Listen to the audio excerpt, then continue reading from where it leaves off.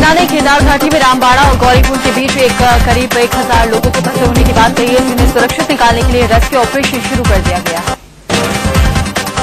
उत्तराखंड में 48 घंटों में फिर से बारिश की चेतावनी से सभी डरे हुए हैं। आज सुबह सुबह राजधानी देहरादून समेत कई हिस्सों में बारिश हुई। फिलहाल देहरादून में मौसम साफ हो गया है। नरेंद्र मोदी देहरादून में है। आज वो तबाही से प्रभावित इलाकों का जायजा लेंगे। देहरादून में हुई बारिश की वजह से मोदी के दौरे में देरी हो गई है।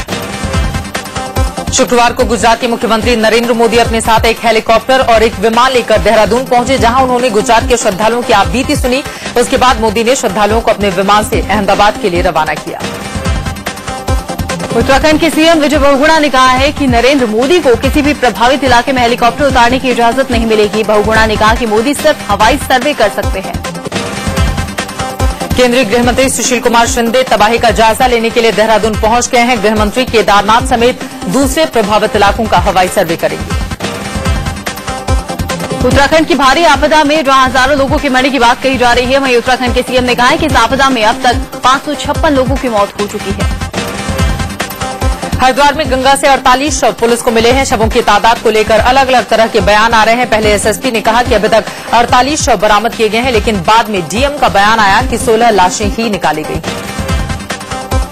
कांग्रेस अध्यक्ष सोनिया गांधी ने अपने सांसदों और विधायकों से एक महीने की सैलरी उत्तराखंड रिलीफ ऑपरेशन में देने के लिए कहा है। साथ ही कांग्रेसी सांसदों से कहा गया है कि वो सांसद फंड से 10-10 लाख रुपए भी पीड़ितों के लिए दें।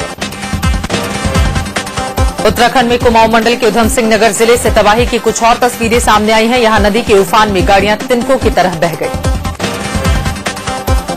तबाही का सैलाब गुजरे हुए 6 दिन बीत गए हैं, लेकिन श्रीनगर में अभी भी लोग राहत की बात जो रहे हैं। घरों में सड़कों पर मलबे का ढेर लगा है, जिनमें न जाने कितनी लाशें दबी हुई हैं। प्रशासन ने इंतजाम नाकाफी कर रखे हैं। आईटीबीपी चीफ अजय चड्ढा ने उम्मीद जताई है कि अगले 2 दिनों में उत्तराखंड में फंसे हुए लोगों को सुरक्षित निकालने का काम पूरा कर लिया जाएगा।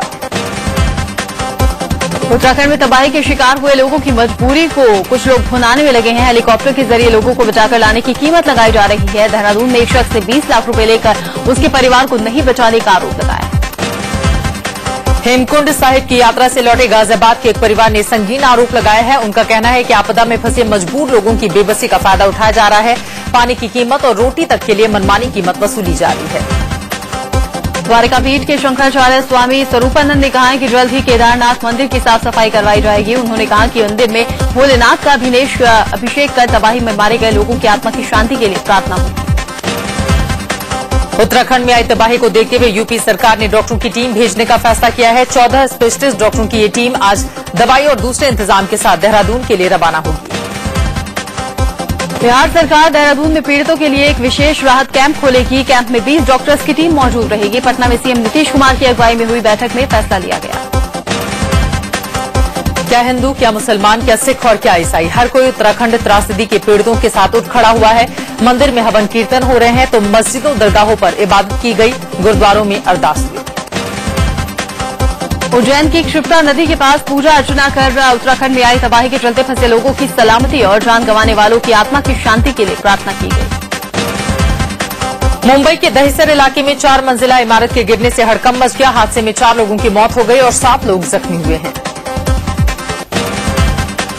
रांची में कांग्रेस भवन में 2 नेताओं के गुट में जमकर भिड़ंत हो गई। दोनों तरफ से लाठियां चली, पथराव किया गया। यहां झारखंड के नए प्रदेश प्रभारी बने बीके हरिप्रसाद के स्वागत में कांग्रेस नेता यहां जुटे थे। अभिनेत्री जिया खान खुदकुशी मामले में आरोपी सूरज पंचोली की जमानत याचिका खारिज कर दी गई है। सूरज की जमानत अर्जी पर शुक्रवार को मुंबई के सेशंस कोर्ट में सुनवाई हुई, जहां सूरज को जमानत देने से इनकार कर दिया गया। आईआईटी प्रवेश परीक्षा में एक बार फिर से सुपर 30 ने डंका बजा दिया है। सुपर 30 के 30 में से 28 छात्रों का चयन आईआईटी प्रवेश परीक्षा में हुआ है।